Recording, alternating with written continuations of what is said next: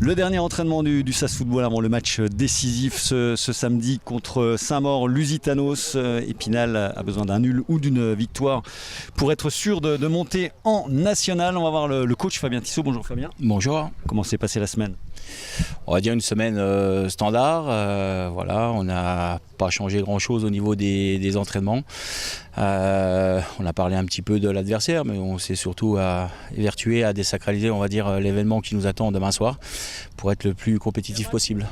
Vous avez l'expérience, vous, certains joueurs aussi dans votre effectif. Comment est-ce qu'on gère ce genre de rencontre ? C'est surtout, je dirais, la gestion des émotions qui sera importante. Alors, c'est vrai que j'ai la chance dans le groupe d'avoir des joueurs qui ont déjà fait la montée aussi à l'époque, il y a 9 ans. Voilà, comme Séba, Jérémy, Paul, et puis des joueurs aussi qui ont la maturité avec des montées qu'ils ont fait dans d'autres clubs. Donc voilà, c'est un peu ce mélange des émotions, des histoires qu'il y a eu avec ces différentes montées, et puis surtout apprendre et puis permettre aux jeunes de passer cet événement sans avoir une grosse pression. Avec en tête quand même malgré tout le fait qu'un point peut suffire, c'est un danger évidemment de raisonner comme ça. Oui, maintenant si ce sera qu'un point et qu'on monte avec ce point, ça sera parfait. Maintenant, nous, la volonté, c'est de gagner le match et puis voilà, d'être le plus performant possible. Ça, c'est la réalité. Après, voilà, on sait qu'un point, ça suffit, mais je ne vois pas jouer derrière et jouer le 0-0. Mais c'est un adversaire aussi qui a besoin de prendre les 3 points pour espérer aussi se maintenir, parce qu'elle n'a pas son destin entre ses mains, chose que nous on a. Donc voilà, mais c'est sûr qu'il y a aussi une pression de leur côté, et puis que c'est une victoire obligatoire. On vous souhaite un bon entraînement, on se dit rendez-vous à demain. On va aller voir votre président. Merci Fabien. Merci. Le président qui est juste là-bas avec les joueurs. Vous allez l'apercevoir, Yves Bailly, qui évidemment a préparé ce match avec la gratuité au stade de la Colombière. Ça sera donc ce samedi. Bonjour président. Bonjour. Le grand sourire, évidemment, c'est des matchs qu'on aime jouer et préparer. Bah oui, ça fait longtemps qu'on attend celui-là. Hein. Donc maintenant une paire d'années, je ne sais même plus combien, 6 je crois. Donc ouais, on est impatients. Quel est le discours présidentiel auprès des joueurs qui, on le sait, le danger c'est de jouer le match avant, comme on dit toujours. Bon, après, on a des joueurs d'expérience. Il n'y a pas eu de discours plus que ça. Pour moi, le seul petit message, c'était de le donner après Bobigny, où on a fait un gros résultat, parce que c'était certainement la plus grosse équipe du groupe. Et de dire, faut pas, c'est sûr, c'était une étape importante, mais la dernière est encore plus importante, parce que si on la rate, tous les efforts de cette année seront vains. Donc je pense qu'ils sont tous suffisamment conscients et sérieux pour faire le boulot demain. Maintenant, du foot reste du foot, on verra bien. Hein. Et souhaitez aussi qu'il y ait un maximum de monde à la Colombière avec la gratuité. Nous, on sera en direct également. C'est un match qui sera très suivi, très regardé. On le sent qu'il y a un engouement. On ne m'a jamais autant parlé du SAS Football. Je remercie également toutes les personnes qui m'envoient des messages de soutien, ou les clubs voisins comme Raon-l'Étape. Donc ça, ça fait toujours plaisir.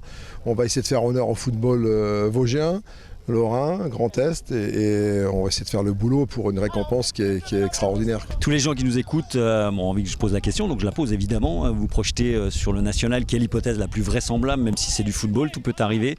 Qu'est-ce qu'on pourrait attendre d'une équipe du SAS en national ? C'est du conditionnel évidemment. Bon, écoutez, nous, ce qu'on veut, c'est qu'on soit déjà dans une continuité. Hein, c'est ce qu'on a essayé de faire depuis pas mal d'années. On a aussi un noyau dur de Vosgiens, on en est content, c'est-à-dire que la formation Spinalier n'est pas mauvaise. Après, on a un groupe qui est performant, on va se projeter, je suppose, mais ça ne dépendra pas que de moi et du coach, ça dépendra un peu d'eux aussi, sur une formation, en gardant un maximum de notre formation, et puis la compléter avec certainement des joueurs d'expérience du niveau national. Et d'un point de vue budgétaire ? Oui, d'un point de vue budgétaire, on est en train de le travailler pour essayer de faire quelque chose de correct. Et c'est pour ça que c'est important d'avoir une continuité.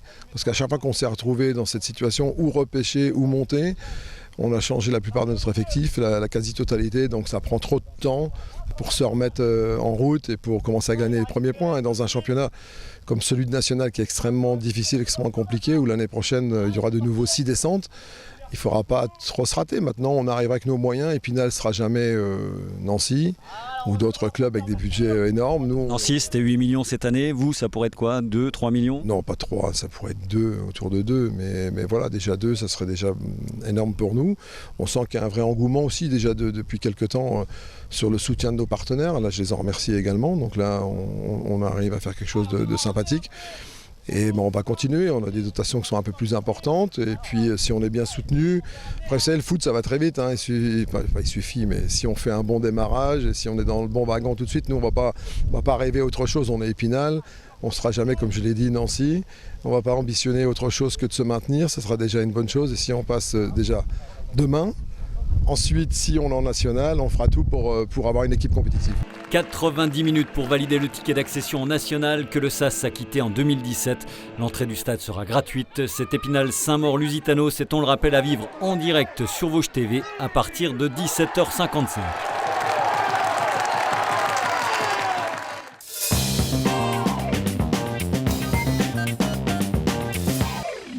Dans le reste de l'actualité sportive, du tennis de table tout d'abord ce vendredi avec la demi-finale retour de Pro-Dames entre la SRTT Estival et Jouer les Tours. Les Stivaliennes ont pris une sérieuse option en s'imposant 3-1 mardi dernier en Touraine. Un seul match remporté 3-0 leur suffirait pour rejoindre Metz ou Saint-Denis en finale, disputée dès la semaine prochaine. Début de la rencontre à 19h30 dans le chaudron stivalien, la salle Michel Essa.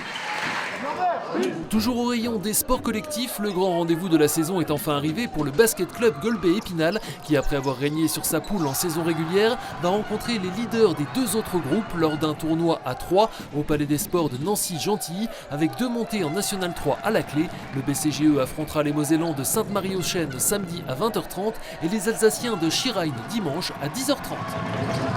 Deuxième rendez-vous triple effort de la saison avec le cross triathlon de Contrexéville, habituellement programmé fin août mais déplacé pour éviter les problèmes liés à la qualité de l'eau à la fin de l'été. Au programme ce samedi, course enfant à 12h30 et 13h, format XS à 14h et M à 16h, une épreuve support du championnat Grand Est avec la participation de la Canadienne Caroline Gay, championne du monde de Xterra des 30-34 ans en 2021, son premier triathlon en Europe. Au rayon course à pied nature, 2 rendez-vous ce week-end. Samedi tout d'abord avec l'ultra montée du Tétra, soit 1 km vertical en 4 montées. Premier départ à 17h à la station de la Moselaine à Gérardmer. Dimanche direction Saulsures-sur-Moselotte pour le trail des Chamois, ex-trail des 6 communes du COHM. Au choix à 21 km pour 700 mètres de dénivelé positif à 9h ou un 10 km à 10h suivi de courses enfants vers 11h30. Départ derrière la caserne des pompiers. Voilà, c'est parti sur vos applaudissements. Enfin, les forçats du bitume du Paris-Alsace sont dans les Vosges ce vendredi. Ils ne sont que 19 cette année, dont 14 sur la Castelle, longue de 200 km, partie de Gironcourt-sur-Vraine en début d'après-midi. Parmi eux, 2 Vosgiens, Jean-Nicolas Geoffroy et Rémi Michelot, ici à l'image. Les 3 concurrents de la mythique 400 km sont eux partis de Neufchâteau en matinée. Tous sont attendus à Épinal dans la soirée avant la dernière étape ce samedi entre Plainfin et Colmar. Départ entre 9h30 et 10h.